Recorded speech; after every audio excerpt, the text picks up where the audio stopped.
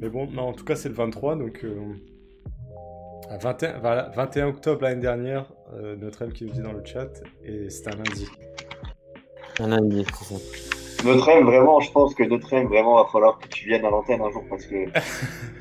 Non, mais il y a tellement de connaissances, c'est fou. C'est fou. Bah, ce soir, on vous a préparé un petit QCM en bioéthique. Avant ça, peut-être. Hier, on l'a pas fait du coup, mais peut-être les actus que vous avez vu passer, si vous en avez vu passer. Je sais pas si. J'ai pas vu passer grand-chose, moi, de mon côté. Non, moi non plus. J'ai vu alors, j'ai pas bien compris le cadre dans la procédure dans laquelle ça s'inscrivait. J'ai vu l'Arménie qui avait saisi la CEDH pour obtenir une condamnation de la Turquie dans le cadre du conflit enfin, là, qui se passe en Azerbaïdjan. Alors, j'ai pas bien compris le cadre dans lequel ça s'inscrivait. Je sais pas si c'est vraiment des DLF ou si c'est plus droit international public. Mais en tout cas, c'est une procédure CEDH qui a l'air un peu particulière que je connaissais pas. Donc voilà, j'ai vu qu'il y a cet avis qui interdit à la Turquie d'intervenir dans le cadre de ce conflit. D'accord. Ah non, bah, j'ai vu que bah, tu sais, là en ce moment c'est en train de chauffer bah, entre l'Arménie et l'Azerbaïdjan, mais je savais pas que la Turquie était impliquée dedans. Bah, la Turquie est l'allié historique des Azérites. Du coup, ils sont derrière, mais je sais pas. C'était plus la procédure sur les aspects procéduraux Ouais, de voir devant la CEDH. CEDH. D'accord, Mais d'accord. donc j'ai pas assez peaufiné pour pouvoir l'expliquer, mais il y a quelque chose. Ok. Ok. Je sais pas si vous avez d'autres choses à dire là en pré-live ou pas. Je pense pas spécialement, hein. Je t'avoue que j'ai pas vu grand-chose. Après, j'ai pas trop suivi, là, cette semaine, j'avais pas mal de travail, donc j'ai pas trop suivi l'actu. Ok. DLF. Ok, bon en tout cas, hier c'était grave cool. Oui. Le live et franchement c'est super cool, donc c'est cool que ça va se refaire. Bah, la semaine prochaine ça va être jeudi prochain. Mais ouais c'est super sympa. Alors, en même temps, vu ce qui se passe au Karabakh, on serait sous le prisme de l'article 3 vu que les Turcs balancent en sous-marin sur les Arméniens.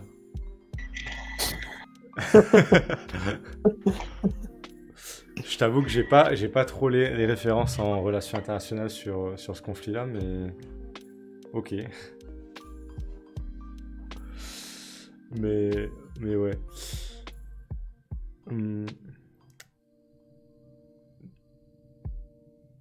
Ok. Ok. Bah, je pense qu'on peut peut-être attaquer le quiz, hein. Ouais. Mais ouais, c'est grave cool, donc n'hésitez pas à nous rejoindre parce Ouais, que j'espère que ça va motiver d'autres personnes à. Voilà, du coup, on a quelqu'un pour la semaine prochaine, et après la semaine d'après, on a quelqu'un ou pas? ah oui, bah là ça commence à se remplir et Ah bah, ouais. non mais c'était déjà rempli, c'est-à-dire que la première semaine c'est un peu calme parce qu'on en avait qu'un. La semaine prochaine il y a deux de sûr, trois je sais pas parce que vu le temps qu'on a mis, je pense que deux ça me paraît bien, trois c'est peut-être beaucoup. Ok, je suis Donc d'accord. on est déjà là sur la troisième semaine, donc dans 2 semaines. Là je pense parce qu'il y a 11 personnes que j'ai réussi à placer, donc ouais il y a du monde quoi. Ok, bon, bah, Ok, c'est bien que ok. ça ait lancé tout le monde là. Oui, donc voilà. En tout cas Donc là, on s'est dit qu'on allait réviser et qu'on allait être plus percutant sur les questions à l'avenir. ça c'est les mots de Anto ça.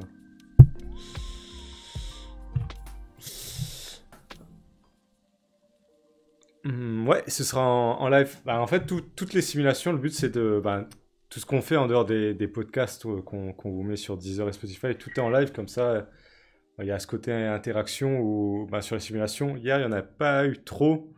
Mais ce qui est bien, c'est que quand la personne. Enfin, ce qui serait bien, c'est que quand la personne passe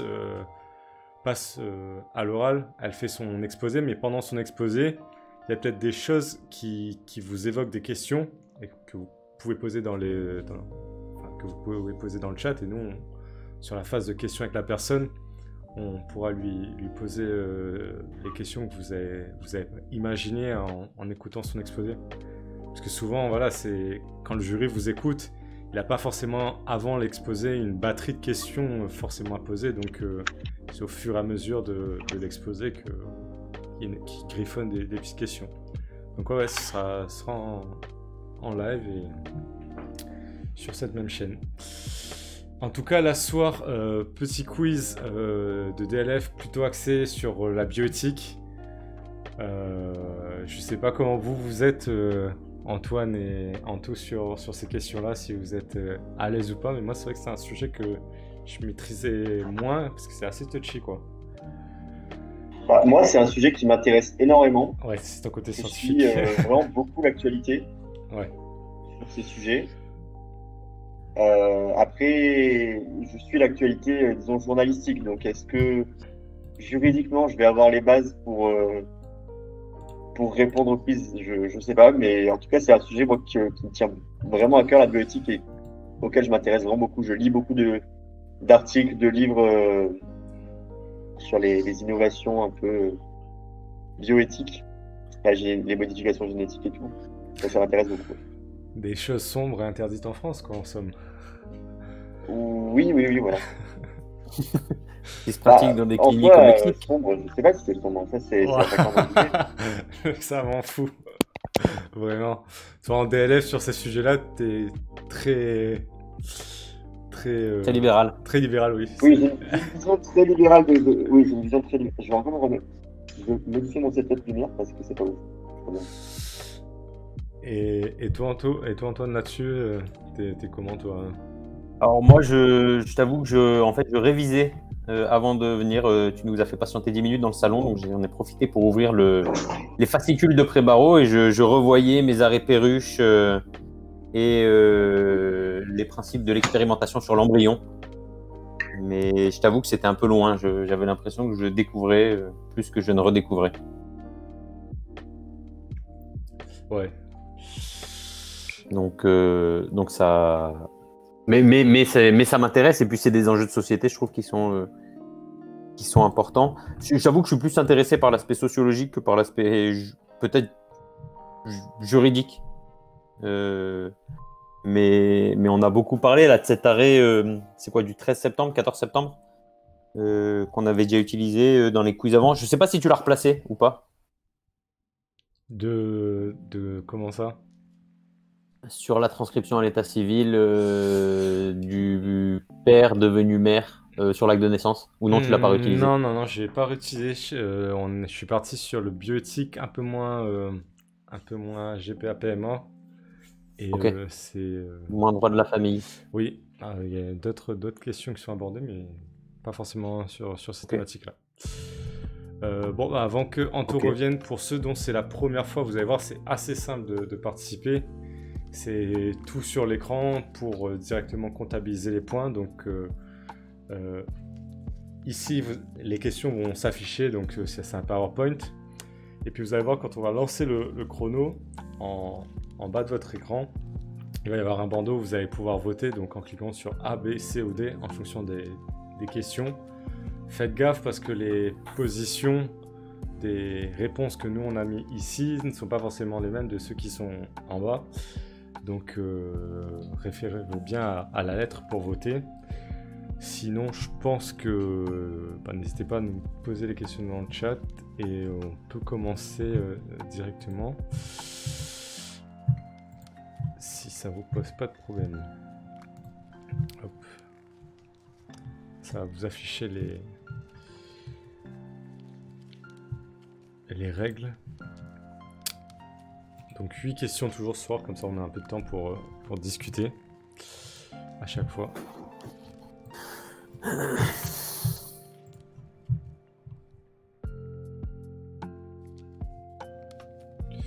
Hop.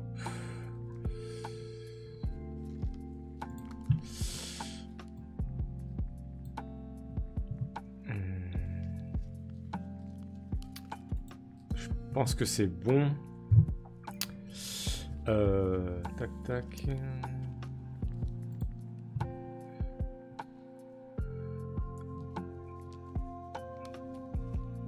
Donc je vais envoyer la première question de la soirée au PowerPoint. Question un vrai ou faux, enfin oui ou non en l'occurrence. Est-ce que le droit à la dignité s'applique-t-il?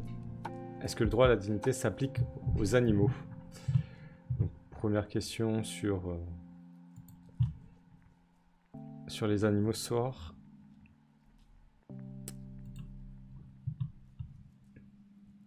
Est-ce qu'il se lance ou pas? Oui, c'est bon, il se lance. Donc 20 secondes pour répondre, c'est peut-être un peu long, peut-être qu'il faudrait que je le lance un peu avant.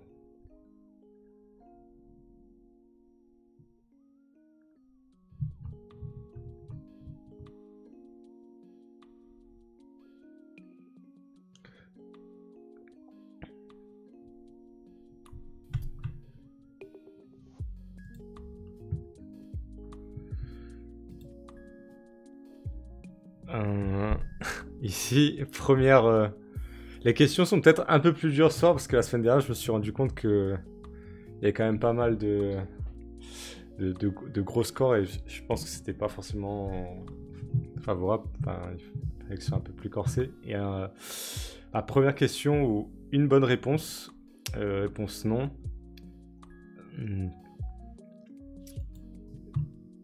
Je sais pas si vous votez en même temps, vous, les gars, si vous êtes d'accord ou pas avec cette réponse. Moi, j'ai voté oui. Mais je pense que c'est une question que tu vas pas répondre par noir ou blanc, tu vois.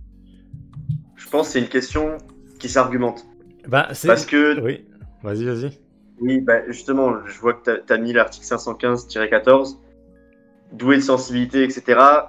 Il y a certains traitements que tu peux pas faire sur les animaux. Donc je pense, ouais, voilà, exactement. Je pense comme Lupax. Je pense qu'ils ont droit à une certaine dignité, mais c'est pas la même dignité que la dignité humaine. Mais il y a un respect de la dignité des animaux. Donc moi j'ai voté oui. D'accord, mais moi, enfin, je t'explique ma position. Pourquoi j'ai mis non, et c'est à peu ou prou résumé dans le paragraphe, et Antoine fera un peu le juge, je pense, de ce qu'il en pense. Mais pourquoi je suis parti du principe simple que le fait que les animaux ne disposent pas de la personnalité juridique, on ne pouvait pas leur appliquer un droit quelconque, et en l'occurrence, si je parlais du droit à la dignité dans le sens des libertés fondamentales, mais c'est sûr que l'article 515-14, c'est un article qui commence à avoir du poids dans la balance, et on peut penser qu'à terme, les animaux aient un peu plus... Enfin, la personnalité, oui, je sais pas, mais voilà, c'est... Alors, enfin, moi j'aurais dit, tu vois, j'aurais dit comme Anto, parce que si on s'attache à la personnalité juridique, regarde normalement, elle prend fin avec la mort, et pourtant, même après la mort, c'est en application du principe de dignité qu'on n'a pas le droit d'exposer les corps humains. Et en fait, donc il continue de s'appliquer ce principe de dignité, même en l'absence de personnalité juridique, en fait, parce qu'elle a cessé d'exister. Du coup, je sais pas si on peut pas détacher dignité et personnalité juridique. Ah, c'est... Non, bah ouais. Oh, celui-là, je l'avais pas vu venir, celui-là. mais... mais... Non, mais c'est vrai, c'est bien argumenté, mais je l'avais vu de ce côté-là. Et donc... Ok. Et voilà. J'ai rien d'autre pour ma défense. Mais je vois je vois ce que vous voulez dire. Je vois typiquement ce que vous voulez dire, et en soi, si ça vous a fait perdre des points, je m'en excuse, mais c'était la première question un peu tricky. Ce sera pas très évident ce soir, je pense. Alors, marque ça pour ta question. Oui, on met toujours tu peux revoir à chaque fois les lives, et je crois qu'on met à disposition le PowerPoint. Hein. Ouais, c'est sur le Discord. Et si on le met pas, n'hésitez pas à nous envoyer un message, parce que des fois je suis un peu tête en l'air sur ça. Donc, mais normalement, oui, c'est sur le Discord. En tout cas, voilà, première question. sur les animaux. Deuxième question sur la loi donc, qui est imprononçable, Neuwirth, j'aurais dit. Qu'est-ce que cette loi instaure en France? Donc, est-ce que c'est la loi autorisant pour la première fois la contraception? Est-ce que c'est la loi autorisant l'IVG? Est-ce qu'au contraire, c'est la loi qui interdit l'IVG? Ou est-ce que c'est plutôt une loi qui autorise la PMA?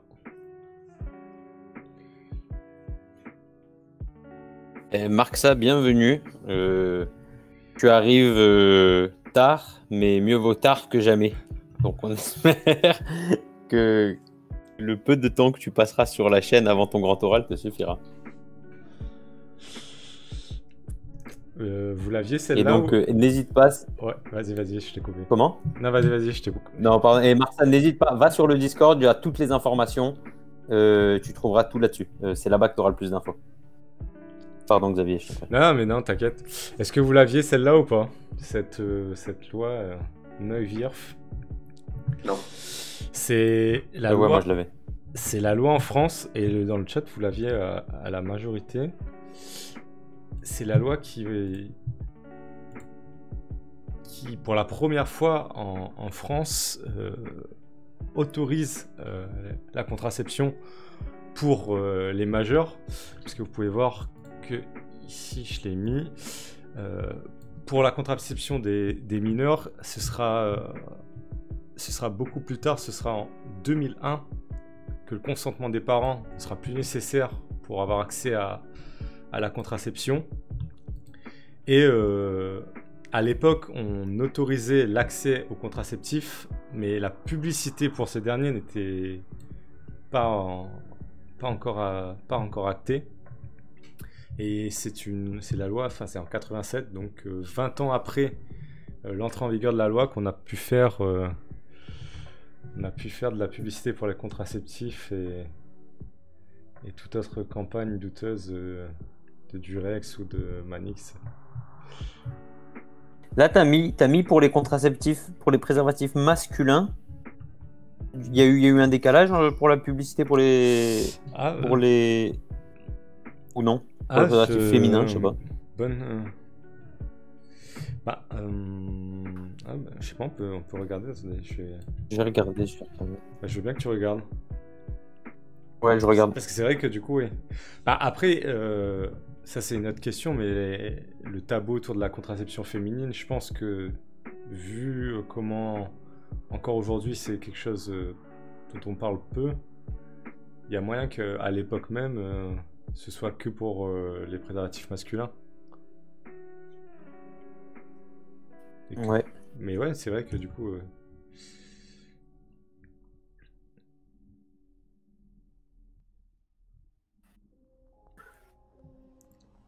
Là, je crois que c'est pour les préservatifs en général en 1987. Comment? Excuse-moi, t'as dit quoi? Pardon. Je crois que c'est pour les préservatifs en général en 1987 que la publicité devient autorisée. Ça veut dire tout contraceptif ou que préservatif, tu veux dire?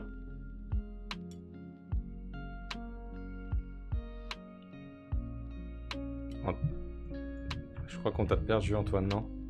Non. Ouais, je bug, je sais pas, désolé. Ah non.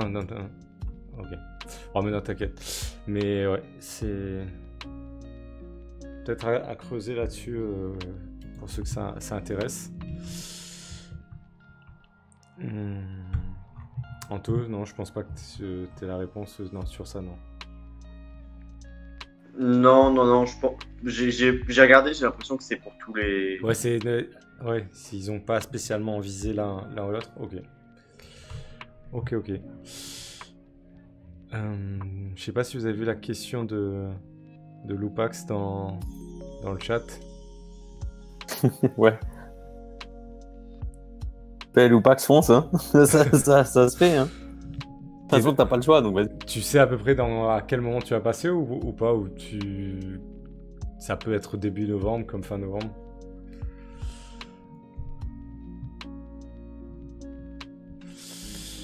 en tout cas, voilà, la loi Neuwirth, je sais pas comment vous l'aurez prononcé, la 1967, pour cette question 2. Genre à partir du 23, j'ai 14 jours. Bah là, du coup, ça veut dire que t'en as 21. 3 semaines. Hein. Ouais, t'as 3. Bah, 3 semaines, il faut se buter. Hein, Je pense que ça se tente. Bah, bien Je sûr. pense que ça se tente. Bah, toi, il n'a pas le choix. Donc, Oui, faut se buter.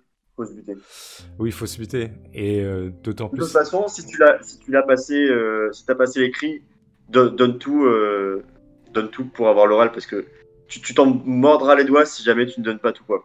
Tu t'en voudras vraiment. Donc, oui, ça se tente. Et même si c'est pas évident de s'y mettre, il faut s'y mettre, quoi. Il faut, enfin, dans l'attente. Je pense qu'il y a des gens qui sont bien dans l'urgence. Hein. Faut procéder par entonnoir. Tu fais d'abord faut que tu aies une vision globale de tous les grands principes. Après, tu vas dans la précision pour chaque principe, mais il faut que tu commences par très large. Et ensuite, tu rétrécis pour avoir de plus en plus de précision. Mais par exemple, connaître les numéros d'articles, les arrêts et tout, ça vient après. Mais déjà, connais les grands principes, les grands articles de la CEDH, les grands droits et libertés. Et après, si tu as du temps, Oui, parce que je pense que ça sert à rien d'être spécialiste, par exemple, en bioéthique et de bâcler d'autres sujets, tu vois. Je pense que, comme dit Anto, il faut être très large, enfin connaître à peu près tout, plus que très bien un sujet, quoi. Et apprends à servir ton code. Oui. D'ailleurs, pour ceux qui n'avaient pas forcément écouté les lives et tout, le code qu'on conseille vraiment, sans faire de pub particulière à Dalloz, c'est le code constitutionnel et des droits fondamentaux de Dalloz, qui est autorisé et qui est annoté, donc pas commenté, mais annoté. Et vous avez tous les articles, enfin la plupart des articles les plus importants de la Constitution, les articles de loi, les articles de la CEDH, de la DDHC aussi, plein d'articles du bloc de constitutionnalité qui concernent les droits et libertés fondamentaux avec des commentaires et des arrêts dessus. La jurisprudence du Conseil constitutionnel, c'est vraiment pas mal. Et surtout que c'est trié de mémoire, c'est trié par thème. Oui. Donc, oui, c'est trié, c'est vraiment pas mal. Donc le jour J, quand tu l'ouvres, c'est la pépite. Hein. Oui, code constitutionnel. Moi, il m'a sauvé. Hein. Surtout, tu sors des références dont tu n'as absolument jamais entendu parler, si ce n'est que par l'attendu qu'on te donne à travers le petit commentaire dessous. Tout à fait. Et oui, c'est une pierre importante. Oui, moi c'est celui, je l'ai gardé, je l'ai encadré, il est toujours chez moi. Mais ouais, on parle aussi là dans le chat du décret instaurant un état d'urgence sanitaire. Ouais, je pense que typiquement la question du Covid, mais l'état d'urgence sanitaire, etc. Ça pour le coup, il faut être très au point là-dessus. Oui. Pour le grand taux, parce que c'est vraiment l'actualité très très chaude là. Ok. Je vous propose de passer à la question 3 et on fera peut-être un petit point score juste après la question 3. Ouais, je pense qu'on peut y aller. Ouais. Alors, question 3 sur un pharmacien. Est-ce qu'il peut invoquer sa clause de conscience pour ne pas délivrer un produit contraceptif ? Est-ce que oui, au nom de sa liberté de penser, il le peut ? Est-ce que c'est plutôt au nom de sa liberté de religion ? Ou est-ce que non, cela lui est impossible et qu'il est obligé de délivrer un produit contraceptif ?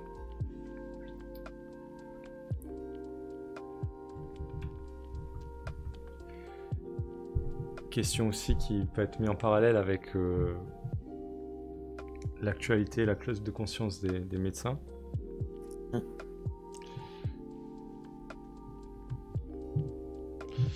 Donc, oui. Donc ici, la bonne réponse, c'était bien entendu la réponse C. Donc vous pouviez, je pense, l'avoir à la déduction. En tout cas, ça a été jugé. Donc voilà, c'est un arrêt de 98 qui se fait vieux, mais qui, je pense, qui est toujours dans l'air du temps. Et il se repose notamment du fait que, si je me trompe pas, la Attends. C'est vous qui avez un bug de son ou pas? Non? Non, c'est moi peut-être. Moi, je l'ai entendu aussi. Hein. Ouais, bon, là c'est bon. En tout cas, oui, c'est... l'arrêt nous dit que ça représente pas un motif légitime. Et il y a d'autres pharmaciens qui se sont demandé est-ce que ça... Enfin, il y a d'autres... je pense que c'est Antoine, peut-être.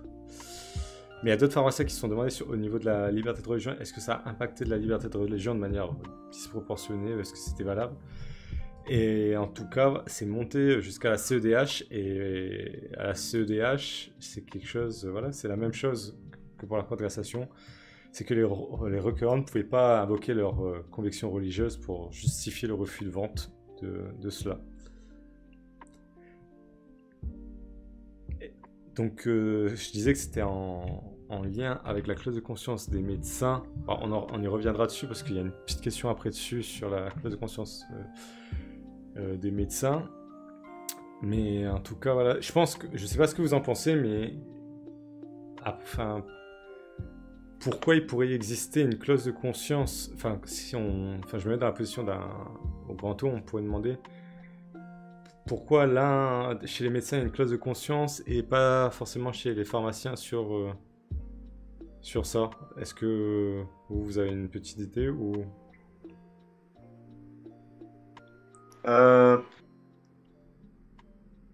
Moi j'aurais dit, enfin, j'ai pas forcément la réponse et c'est pour ça que je vous la pose. J'aurais dit peut-être premièrement, enfin, que vu que là, les contraceptions étaient délivrées que chez les pharmaciens, il y a un peu ce côté monopole où tu peux pas empêcher quelqu'un de prendre un contraceptif, mais chez les médecins c'est un peu la même chose parce que les médecins il y a un peu ce monopole, et si le médecin a une clause de conscience, tu peux aller voir un autre médecin et tu pourrais aussi aller voir un autre pharmacien, donc cet argument, tu vois, de monopole il tient pas trop, mais ouais, entre le traitement de... Mais d'un autre côté... Pardon, vas-y Roustan. Pardon. D'un autre côté,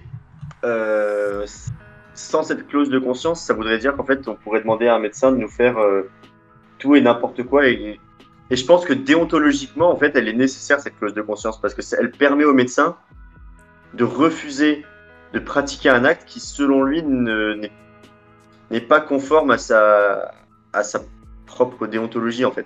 Mais du coup, pourquoi il s'applique pas aux pharmaciens, tu vois? Mais parce qu'il y a peut-être une question de proportionnalité aussi dedans. Oui, et puis je pense que par définition, les médicaments qui sont mis sur le marché, bah, il n'y a pas de raison d'avoir une conscience. Ouais, non, non, mais c'est... Je sais pas. Ok. Mais par contre, je sais pas s'il y a une question là-dessus, sur la double clause de conscience. Ce qu'ils appellent la double clause de conscience, qui fait pas mal débat là en ce moment. Bah, on peut en parler, mais juste, la question elle arrive bientôt sur la clause de conscience, donc on pourra à ce moment-là. Bon, bah, on en parlera à ce moment-là. Ouais, comme ça c'est sûr. Je fais juste un point score pour très rapidement pour voir un peu. Sur cette session, on a Saz9 qui est quasiment loin devant, je dirais, avec 45 000 points, suivi de Contestant 6 et Contestant 9. Juste si vous voulez que vos noms s'affichent juste en bas du lecteur, vous allez avoir une petite roulette. En cliquant dessus, vous allez pouvoir lier votre compte à QuizKit, donc c'est assez simple. Mais en tout cas, ça va. Anto qui est un peu à la ramasse derrière, mais t'es pas seul. Donc, je suis un peu dans le dur, mais j'ai fait une bonne perte sur cette question-là. Mais oui, mais t'inquiète pas, Anto. Ok. On passe à la question 4, du coup. Alors, question portant sur la castration chimique. Il y a 4 propositions. Et parmi ces 4 propositions, l'une est fausse. Donc, est-ce que la castration chimique est-elle réversible?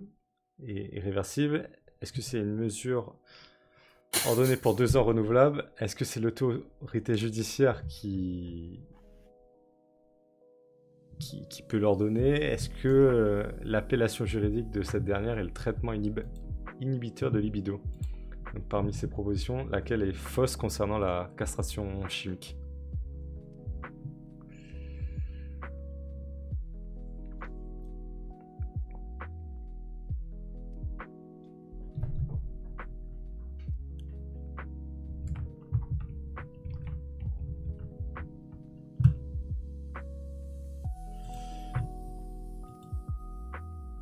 Réponse partagée dans le chat.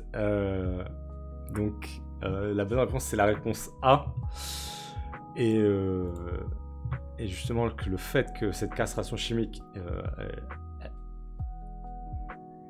elle est réversible, donc elle n'est pas irréversible. Donc, la réponse A était fausse. Anthony, typiquement, t'as mis... J'ai répondu ok. Ça va. Concrètement, ouais, pour faire vite. Je suis d'assez près.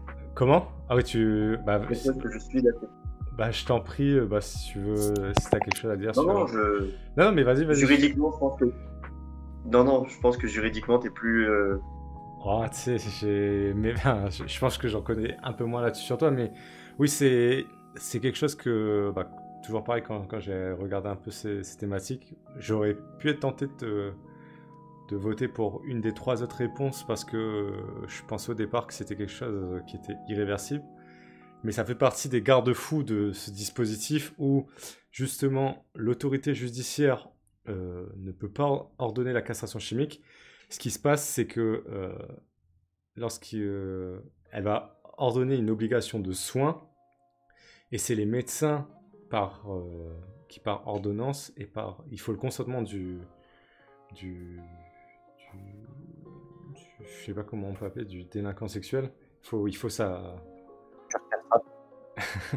Il faut son consentement et c'est les médecins qui prescrivent cette castration chimique qui, si je me trompe pas, je parle sous ton contrôle Anthony, c'est une piqûre au testicule qui fait que... Ça peut être soit par piqûre, ça peut être aussi un cachet. Hein. Ah, ça peut être aussi un cachet et du coup voilà, c'est des doses, c'est une mesure qui est ordonnée pour 2 ans renouvelables. Donc ça fait partie du fait qu'on ne peut pas totalement ôter.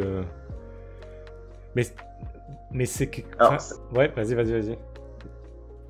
Sachant qu'il y a des États, alors je crois que c'était la Russie, et peut-être certains États aux États-Unis aussi. C'est une peine obligatoire pour les pédophiles. Alors je sais pas.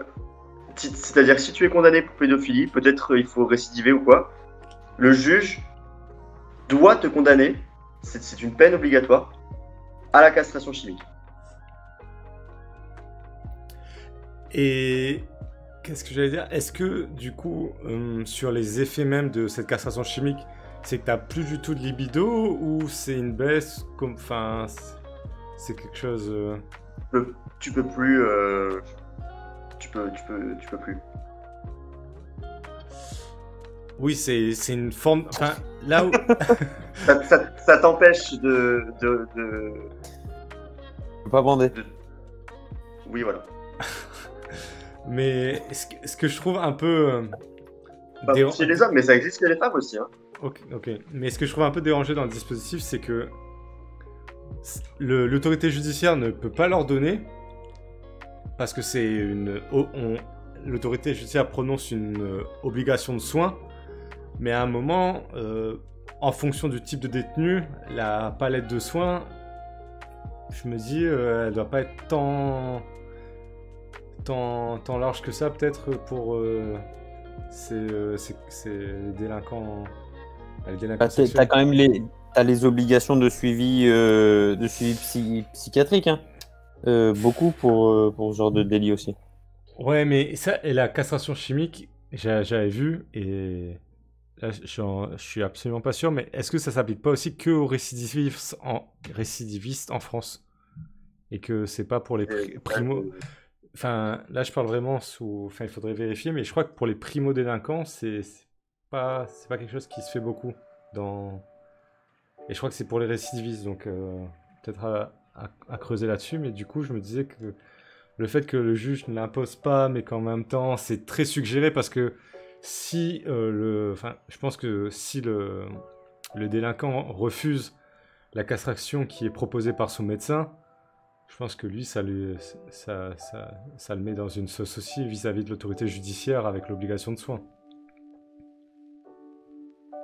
Enfin, je sais pas si vous voyez ce que je voulais dire, c'est un peu... on force la main un peu. Mais bon, c'est pour la bonne... Enfin, je pense que c'est pour la bonne cause. Hein.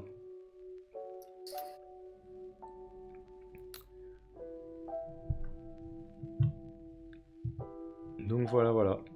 Sur de la castration chimique. Question 5. Question 5 sur... Ouais, j'aime bien poser des petites questions sur des personnalités. Qui était Marie-Louise Giraud? Donc, est-ce que c'était une faiseuse d'ange qui a été guillotinée? Est-ce que c'est la femme qui a été accusée au procès de Bobigny? Ou est-ce que ça a été la première femme ministre de la Justice?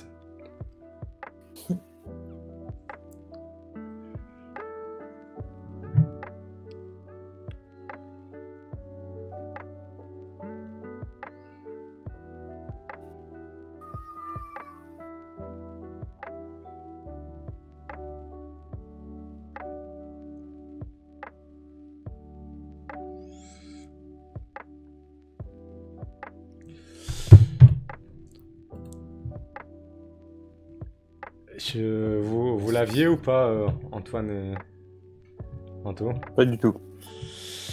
C'est ce que j'ai pas voté, mais c'est ce que j'aurais mis, mais par élimination. Ok, ben je sais pas non plus si vous savez ce que c'est une faiseuse d'ange. J'ai découvert le terme aussi. Est-ce que c'est pas une infirmière qui euthanasie ses propres patients? Non? Bah c'est... Vas-y. Bah, non, mais c'est l'idée y est, mais sauf que le patient doit ressembler à un ange. Donc en fait, c'est avec des tellement jeunes qui sont pas encore nés. Mais c'est l'idée, c'est ça. Oui, en gros, c'est à l'époque justement des avortements, là où la loi Veil n'était pas encore entrée, on est bien loin de la loi Veil. C'est l'expression qui désignait les gens qui aidaient les femmes à avorter clandestinement. Donc l'expression, c'est une faiseuse d'ange. Et elle a été guillotinée en 43. Parce que comme je vous l'ai mis, elle a pratiqué 27 avortements illégaux. Donc ce qui m'avait étonné un peu, c'était que... Oui, voilà, notre qui fait avorter. Ce qui m'avait étonné, c'était que les faiseurs d'anges et les faiseuses d'anges n'étaient pas forcément des personnels soignants de formation. Je sais plus bien ce qu'elle avait fait ce qu'elle exerçait comme métier, mais elle n'était pas. Enfin, c'est vraiment quelque chose. Je dirais que c'est une formation qui s'est faite sur le tas pour pratiquer les avortements clandestins. Donc Marie-Louise Giraud, c'est une figure un peu emblématique de cette catégorie de personnes qui ont aidé les femmes à avorter avant que ce ne soit possible.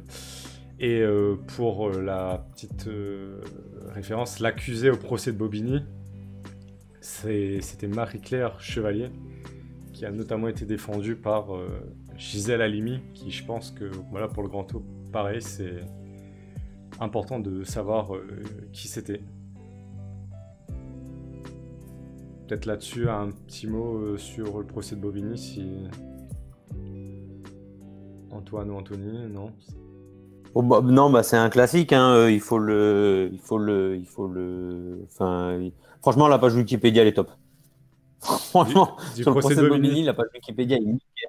Ouais, je crois qu'il y a une partie de la plaidoirie, enfin de la plaidoirie, de l'élocution de Simone de Beauvoir qui est retranscrit, donc c'est vachement bien fait. Donc voilà, oui. Enfin, un procès de Bobigny, Gisèle Halimi, ça c'est quelque chose, je pense que voilà, faut l'avoir dans le crâne parce que vous n'êtes pas à l'abri qu'on vous demande enfin, qui a été l'avocat au procès de Bobigny ou à l'inverse, qui était Gisèle Halimi. Est-ce que tu as une phrase pour résumer le procès de Bobigny? On demande dans le chat. Très simplement. Très simplement. Bah, Ouais, vas-y. non, bah, c'était la défense d'une jeune fille mineure qui avait été violée, qui avait avorté alors qu'on ne pouvait pas encore. Et donc, elle était accusée bah, d'avortement illégal. Et ça a été la défense de cette mère violée, enfin qui n'a pas été mère, de cette femme violée, cette femme qui était mineure au moment du viol. Et donc, ça a été tout. Enfin, voilà quoi, c'est. Oui, voilà, oui, c'est le procès le procès pour avortement d'une femme qui a été violée. Oui, bah Gisèle Halimi, elle est décédée il y a très très récemment. C'était. Cet été, ouais, je me Ouais, rappelle plus quand, mais ouais. Donc, oui. Grande Vraiment, féministe. allez-y, la page procès de Bobigny, là, je suis dessus sur Wikipédia. Ça vous prend 5 minutes à lire, hein, et il y a tout. Oui, et après. Marie-Claire 16 ans, blablabla. Ouais, une fois que vous C'est l'avez lu, vachement ça bien fait. c'est. Voilà, c'est la petite référence que vous avez sur ces thèmes-là. Ouais. Ok. Alors quand on vous renvoie comme ça à aller lire des trucs en plus, je pense à Lupax par exemple. Ça, c'est des choses que tu iras voir si tu as du temps. C'est pour ceux qui ont déjà pris de l'avance et. Waouh, là ça tire. Non, mais. Non, mais, ou alors c'est en mangeant. C'est ta pause quand tu manges. Oui, voilà. Faut... Faut prioriser. Oui, il faut prioriser. Oui, non, mais c'est vrai. Hein. Non, mais t'as totalement raison, mais que tu penses à lui, ça me fume. Enfin, lui ou elle, enfin, je sais pas pourquoi je dis lui. Je peux pas. Question, je vous propose de passer à la question 6 du coup. On revient dans quelque chose d'un peu plus contemporain. Alors, le 8 octobre dernier, une proposition de loi a été adoptée à l'Assemblée nationale concernant les interruptions de grossesse. Que contenait principalement cette proposition de loi? Est-ce que cela concernait l'allongement des délais légaux d'accès à l'IVG de 10 à 12 semaines? Est-ce que c'est l'autorisation de l'interruption médicale de grossesse en cas de détresse psychosociale? Est-ce que c'est plutôt l'allongement des délais légaux d'accès à l'IVG de 12 à 14 semaines et la suppression de la clause de conscience des médecins spécifiques à l'IVG? Ou enfin, l'allongement des délais légaux, enfin simplement l'allongement des délais légaux d'accès à l'IVG de 12 à 14 semaines?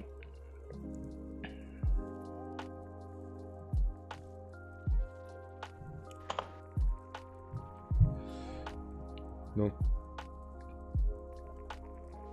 que contenait cette proposition de loi?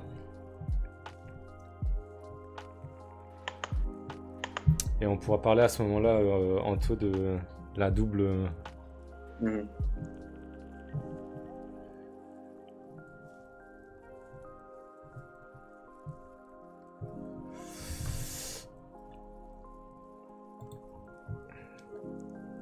Alors, ici, la bonne réponse, c'était la réponse C et pas forcément la réponse D. Avant de laisser la parole à Anto, je vais juste faire afficher ça. Dans le PDF, on vous a mis le lien vers le contenu de la loi, et j'aime vraiment bien à chaque fois le site Vie publique, parce que ça permet vraiment d'avoir un contenu précis et assez synthétique d'une loi qui est en cours, enfin une loi qui a été adoptée ou qui est en cours. Et donc à l'intérieur de la loi, il y avait autant l'allongement de la durée de l'IVG mais ça fait polémique, notamment chez les médecins, sur la suppression de cette clause de conscience dans le cas de l'IVG. Donc, c'est pas la suppression totale, a priori, de la clause de conscience des médecins, mais spécifique à l'IVG. Donc, en tout, peut-être sur la double clause de conscience. Bah, justement, moi, c'est quelque chose que j'ai pas vraiment saisi. En fait, les médecins, ils ont une clause de conscience générale. Ils peuvent refuser de faire un acte de soin de manière générale. Et pour certains actes particuliers, notamment l'IVG, d'autres choses, des prélèvements sur embryons, des trucs comme ça, il y a d'autres clauses qui disent qu'ils peuvent aussi refuser. Mais on comprend pas, enfin, je comprends pas bien la différence entre ces deux clauses. Est-ce que il y en a une qui est, je pense que la clause générale, il faut avoir peut-être des motifs un peu plus forts pour refuser par rapport à la clause spécifique. Et je pense que c'est pour ça que certains parlementaires justement se battent pour enlever la clause spécifique IVG qui en fait permet à un médecin presque sans motif de refuser de pratiquer une IVG. Donc, mais c'est quelque chose qu'il faut que j'approfondisse un peu plus sur le sujet. Il y a cette double clause en tout cas. J'écoutais Marlène Schiappa là sur ce sujet qui est vachement décrié. Je sais pas pourquoi, moi je l'aime bien. Mais ok. Voilà. En tout cas, sur cette proposition de loi qui a été adoptée à l'Assemblée nationale, ce qu'il faut savoir et ce qui est intéressant, c'est que ça a été très médiatisé, que ça a été adopté, donc l'IVG allait être, les délais légaux d'accès allaient être allongés de 2 semaines, que la clause de conscience spécifique à l'IVG allait sauter, etc. Mais ce qu'il faut savoir sur ça, c'est que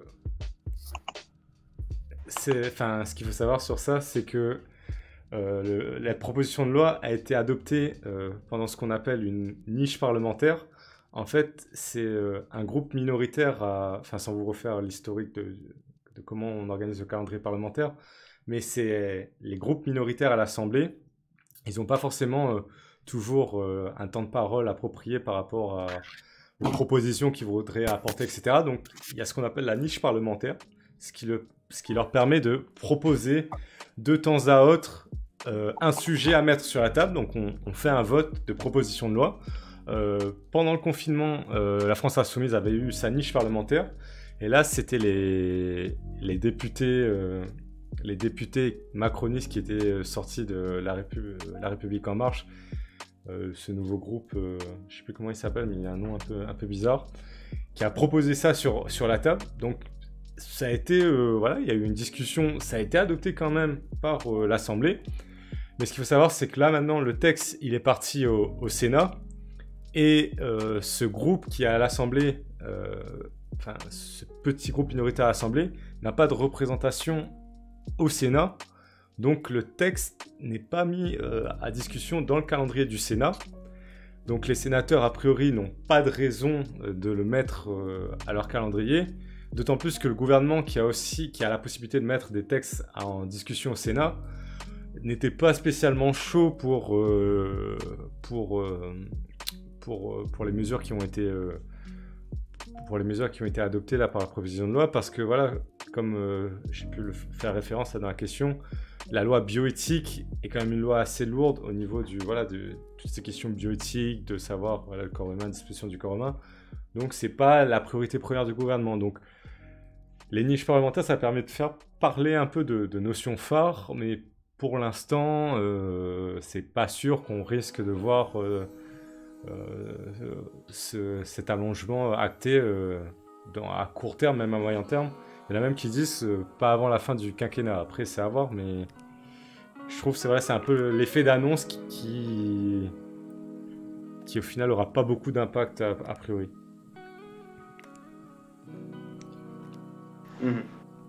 Donc voilà. Et pareil sur l'IMG, je sais pas si vous en avez entendu parler, vous les gars, dans la loi bioéthique, mais c'est aussi un peu décrié par certains, j'ai vu un peu de certains juristes, parce que l'état de détresse psychosociale n'est pas n'est pas définie, donc on ne sait pas trop dans quoi, enfin qu'est-ce qu'on peut mettre exactement dans cet état-là.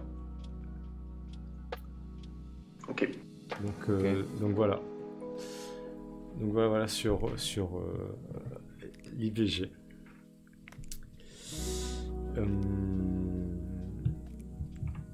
Question 7, du coup.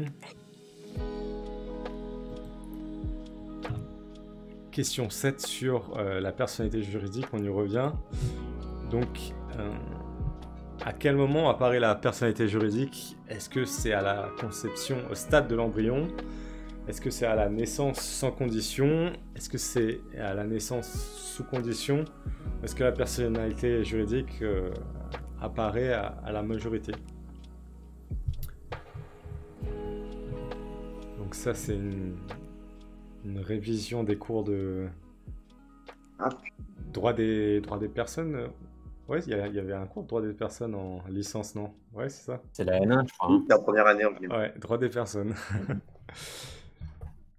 Je pense que je me suis planté, mais j'ai pensé après.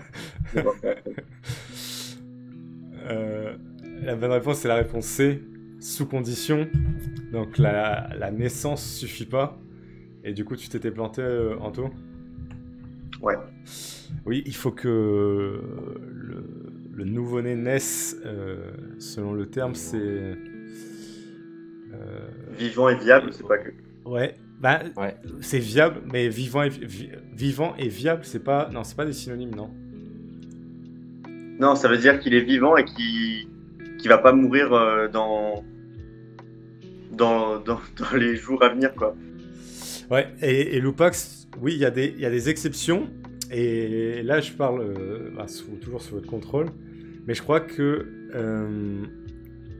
les exceptions en matière d'héritage n'octroient pas forcément la personnalité juridique, même si elles permettent à un nouveau-né, enfin typiquement c'est le nouveau-né dont le père est mort avant sa naissance, d'hériter auparavant. Donc peut-être c'est un... Moi, je pense qu'il y a une distinction sur ce sujet entre la personnalité juridique et le fait que l'embryon puisse avoir des droits. Voilà. Voilà, c'est Sabrina ça. qui... Voilà, Sabrina qui... elle a fait les La sous-titres. théorie de l'inconception. Oui, voilà, c'est ça. C'est pas des exceptions à la conception, c'est pas des exceptions à la personnalité juridique, mais oui, il y a cette théorie qui fait que on peut lui accorder des droits quand c'est dans son intérêt. Ça. Et je crois même que C'est la perruche. Hein. Je crois même que du coup l'héritage, oui, mais c'est que quand c'est dans l'intérêt de l'enfant et que, par exemple, si il y a des dettes à payer, je crois pas que ça s'applique. Je crois que c'est toujours dans un intérêt positif de l'enfant. Ouais. Je crois aussi.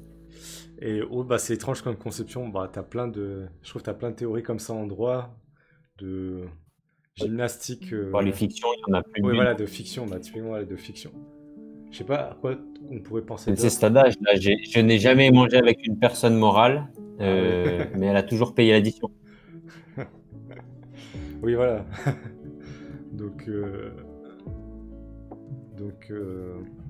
c'est une petite question pas bien méchante sur ça, mais ça fait pas de mal. Et je pense d'ailleurs que, ouais.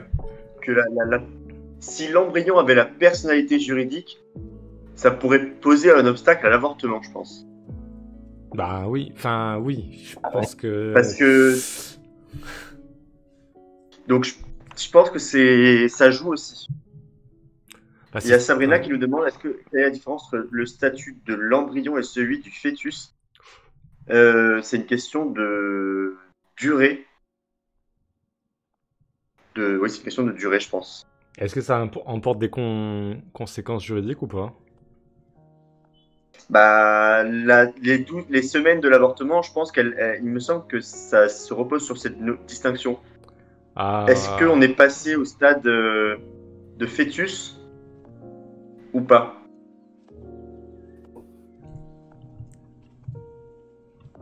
Ah ouais, ok. Et je pense que le débat est là-dessus, c'est-à-dire que Avant 12 semaines, il n'est pas encore considéré comme fœtus, il me semble, et après, oui.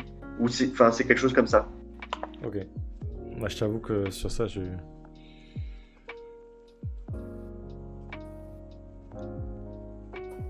Mais ces questions de bioéthique, ce qui est intéressant, c'est que, enfin, que ce soit pour la PMA, l'IVG, même avec Vincent Lambert sur la fin de vie, c'est vraiment tout ce côté avec le comité scientifique et éthique qui...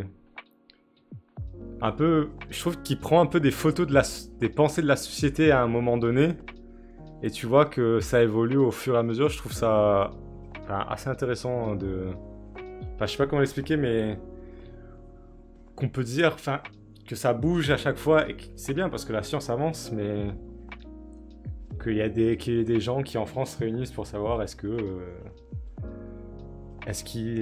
qu'on peut faire une PMA avec 2 femmes ou avorter passer telle durée. Ça me fascine toujours autant. Mais à la différence de toi, Anto, je pense que je suis un peu plus réticent à la science pure. Non?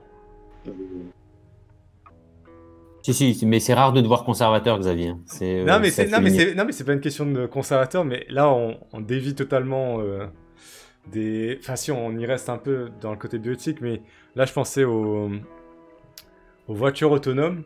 Genre, moi, je suis assez contre les voitures autonomes, tu vois. Et je pense que Anto, il est quand même assez pour. Mais, enfin, je rentrerai pas dans ce débat parce que le live commence à durer assez longtemps. Oui, mais... En termes de réduction du nombre d'accidents, les potentialités sont énormes. Non, mais vraiment... Si tu as un réseau de voitures interconnectées, la probabilité des accidents devient extrêmement faible, quoi. Oui, mais en vrai, ce que je veux dire, ça fait vraiment droit de comptoir. Vraiment, il faut pas prendre premier degré ce que je veux dire. Non, mais là moi, je suis plus dans du droit, là. J'ai du mal à me dire que je pourrais mourir sous les coups d'un bug informatique plutôt que parce que quelqu'un m'est rentré dedans, tu vois. Mais c'est vraiment... c'est vraiment du droit de comptoir, mais... Genre... c'est ce côté-là, mais on en rediscutera peut-être un jour de ça. En tout cas, on passe à la dernière soirée. C'est vrai que du coup, ça passe assez vite. Question 8. Sur une personne qui veut établir un lien de filiation avec une personne qui est déjà décédée. Pour cela, elle souhaite réaliser une identification génétique post-mortem, donc en gros un test ADN. Est-ce que la personne morte doit avoir manifesté son consentement de son vivant? Est-ce que la personne qui veut établir le lien de filiation peut demander l'identification car l'intérêt de cette personne est supérieur à celui du défunt? Ou est-ce que la personne peut toujours demander l'identification car cela porte atteinte au respect de sa vie privée, au droit de mener une vie familiale normale? Donc, est-il possible... dans quel cas est-il possible de... dans quelle mesure est-il possible d'établir ce lien de filiation par test ADN Il n'y a pas des arrêts avec un chanteur sur ça? Je crois que c'est Yves Montand. Je l'ai pas mis je l'ai pas mis dans le petit carré rouge, mais je crois que c'est Yves Montand. Je l'ai lu en préparant la question.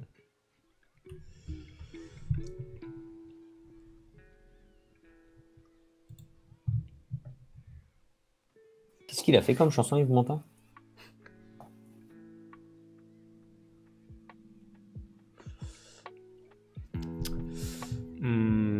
Du coup, bande organisée, on me dit dans le chat. La bonne réponse, c'était la réponse A. Donc, le défunt doit avoir manifesté son consentement avant son décès. Et c'est un article du Code civil qui nous le dit. Donc, sauf accord exprès de la personne, manifesté de son vivant, aucune identification par empreinte génétique ne peut être réalisée après sa mort. Donc c'est aussi un arrêt qui est monté devant la CEDH. Et justement, je crois que de mémoire, ça se rapportait à ma proposition C, où la personne avait fait valoir une atteinte au respect à sa vie privée et au droit de mener une vie familiale normale. Donc ça a été rejeté. Donc voilà pour les questions un peu bioéthiques de ce soir. C'est Saznov qui s'impose, donc elle a mené la barque du début à la fin. Et Contestant 6 et Marxa qui complètent le podium. Donc merci à tous d'avoir suivi ce QCM de ce soir. C'était encore un moment sympathique à passer en votre compagnie. N'hésitez pas, si vous suivez pas encore la chaîne, à la suivre, parce que ça vous permet de pouvoir discuter dans le chat. Donc c'est cool un peu d'échanger tous ensemble, et nous ça nous permet de voir que il y a un peu plus de gens qui nous suivent, donc ça permet de toucher un peu plus de gens, donc d'être un peu moins inutile. Peut-être un mot... Je dirais même un peu plus utile. Peut-être un mot, Anthony et Antoine, avant la semaine prochaine. On croise les doigts pour vos résultats. Là, bon, je pense qu'il y aura un live avant. Ouais, il y aura un live avant. Il y aura 2 Mais lives. Voilà. pensez à venir voir le live Grand Oral. Là, c'était vraiment sympa hier soir. On était une trentaine sur le live et je pense que les gens ont été assez intéressés par la prestation de Camille. Donc voilà, n'hésitez pas à venir voir comment ça se passe pour les simulations. Je vais mettre le lien pour que les gens, s'ils veulent s'inscrire. Ouais, n'hésitez pas aussi à participer, à vous inscrire. Ouais. Après, pour les inscriptions, je sais pas si on a encore beaucoup de place, Xav. Oui. Pour l'instant, ça va parce que on n'est pas encore au mois de novembre, donc ça va. Ok. Après, vous pouvez vous le faire. Vous savez que le Discord, Discord est à vous. Bien sûr, bien sûr. Il y a 3 bureaux, vous pouvez vous le faire vous-même. C'est vrai. C'est vrai. Tac, je l'envoie. Hop. Pour ceux que ça intéresse, je vous ai mis un petit podcast là qui est sorti assez récemment, je crois. Ah non, il y a un mois. Sur Georges Kijman, ancien ministre de la Justice. Voilà, si vous voulez vous rester dans le thème et vous détendre sans décrocher complètement, c'est super intéressant. J'allais dire un des 3 avocats qui a été ministre de la Justice, mais Simone Veil a été avocate ou pas? Oui.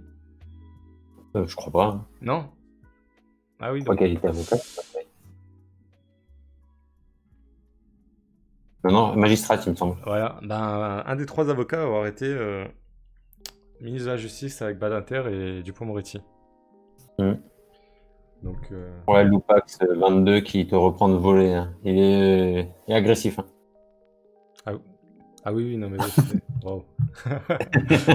c'est tacle, ouais. C'est tacle, 2 pieds décollés dans les genoux. Ok. Bonne semaine à tous, à la semaine prochaine, révisez bien. Loupax, ne dors plus, parce que tu n'as plus que ça à faire. et puis on croise les doigts. Allez, ciao. Au revoir.